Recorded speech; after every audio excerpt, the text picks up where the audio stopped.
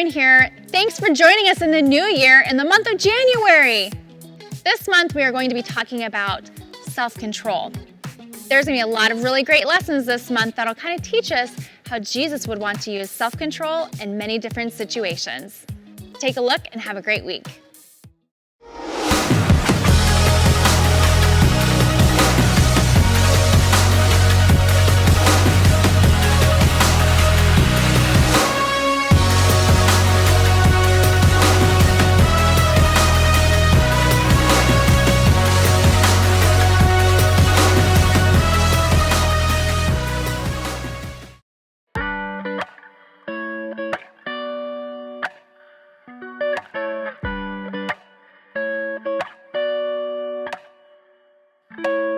I'm at a stop sign, a fork in the road.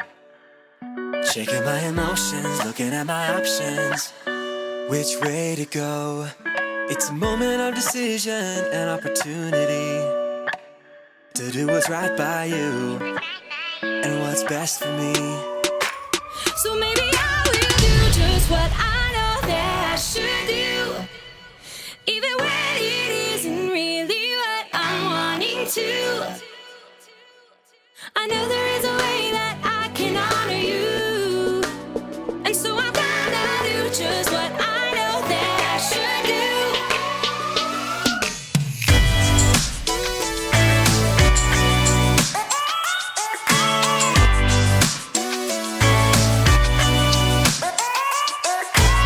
I've got a reason to wanna think it through. I know for every action there is a reaction. That's nothing new. It's a moment of decision, an opportunity to do what's right by you, To do what's right by you. what's best for me.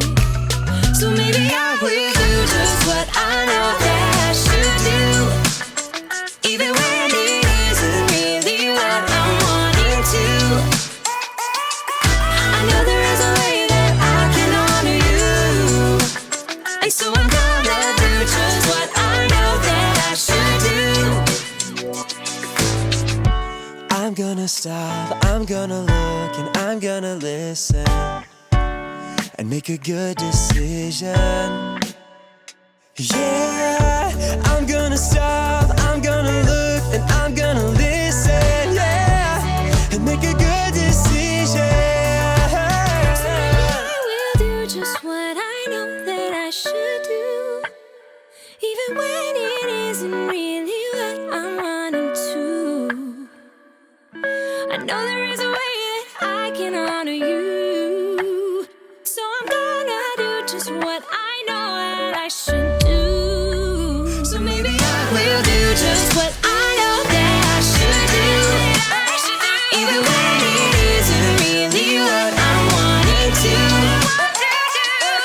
I know there is a way that I can honor you, and so I'm gonna do just what I know that I should do. Do just what I know that I should do. Do just what I know that I should do. So I'm gonna do just what I know that I should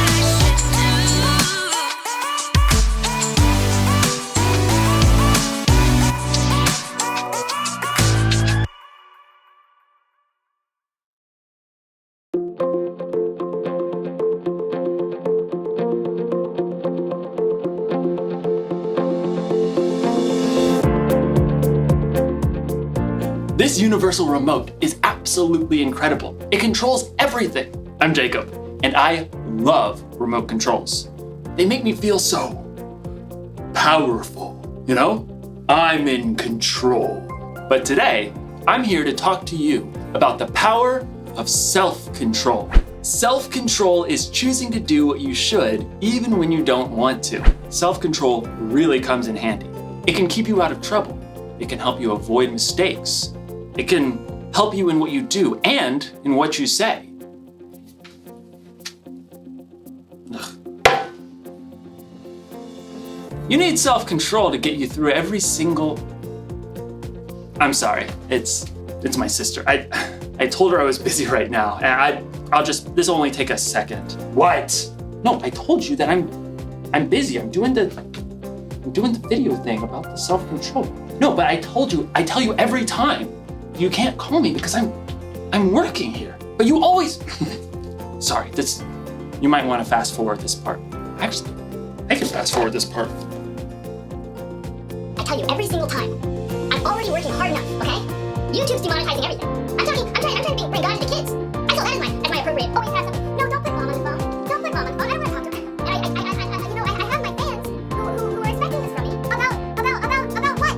Mom, no, okay, no. Go back on the phone. You made me help mom fix the internet. Sorry about that. I hope you couldn't hear me.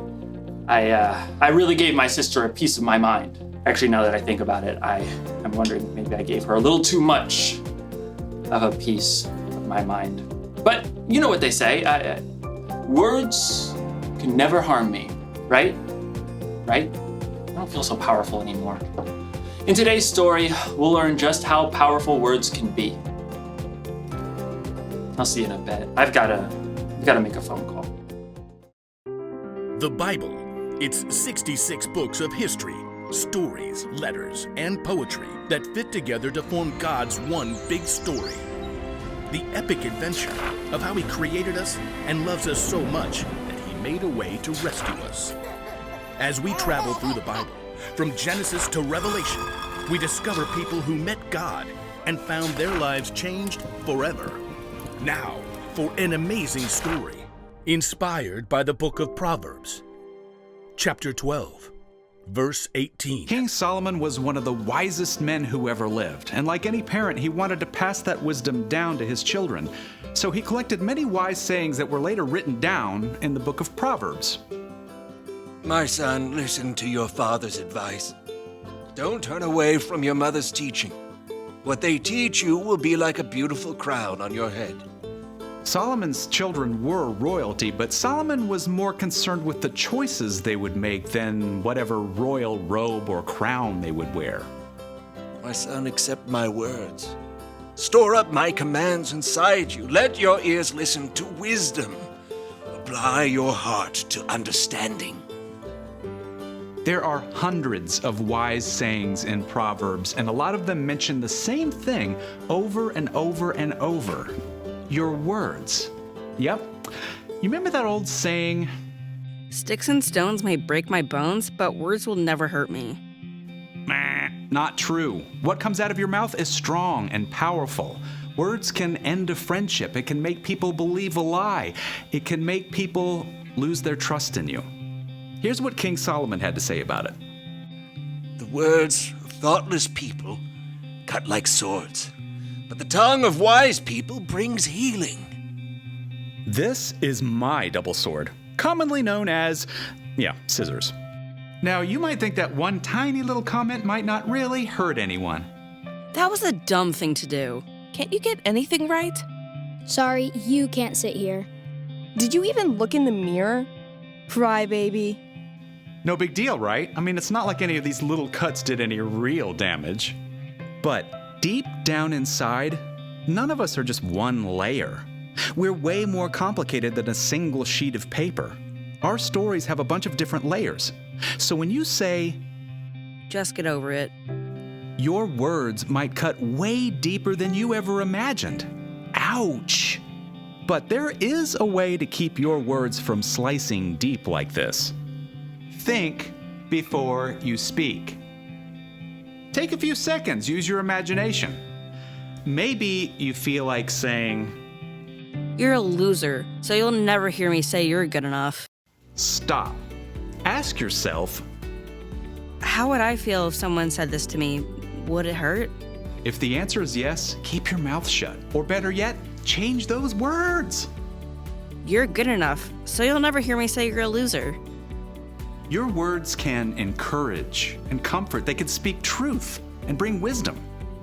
Hey, can I help? I'm really sorry you're having a rough day. I want you on my team. I love the way you always pick bright colors. You're really brave. Your words are so strong, they can make someone's day and help heal some pretty deep cuts. In fact, your words are one of the very best ways to fulfill the mission Jesus gave us. Love one another, just as I have loved you. If you love one another, everyone will know you are my disciples. Your words are your superpower. So, before you let a single word out of that mouth today, ask yourself, Is it gonna hurt or is it gonna help? like Solomon reminds us, the words of thoughtless people cut like swords, but the tongue of wise people brings healing.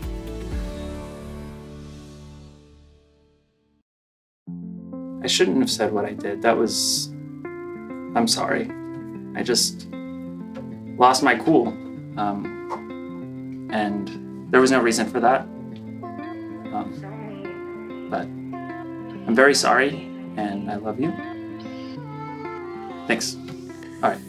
It feels a lot better when you're in control of the words you say. King Solomon had a way with words, so he really knew what he was talking about when he wrote, "The words of thoughtless people cut like swords, but the tongue of wise people brings healing." So if you don't think before you speak, you could really hurt someone. I bet you've been hurt by someone else who didn't think before they spoke. On the other hand, if you do think and you say encouraging words, you can help someone. Maybe you've been helped by someone's encouragement. It's strange how sometimes mouths move faster than our brains. It's like we can't wait to say that perfect comeback or tell that joke about someone that's just going to make everyone else laugh. But instead of fast forward, our words should be moving slow. Jesus had a half-brother named James, and he wrote this: "Everyone should be quick to listen, but they should be slow to speak. They should be slow to get angry." So the next time your mouth is moving fast forward and you think you're about to say something hurtful, slow down. Think about how your words are going to affect other people. Will they cut like a sword or bring healing? And if you absolutely can't think of any healing words to say, you might want to press the mute button. The one thing to remember today is this: think before you speak. Your words are very powerful, and you get to choose how you use them. This thing is pretty powerful too. SAP. I wonder what that does. Nada parece. Ah, bueno. Hasta luego. Adiós.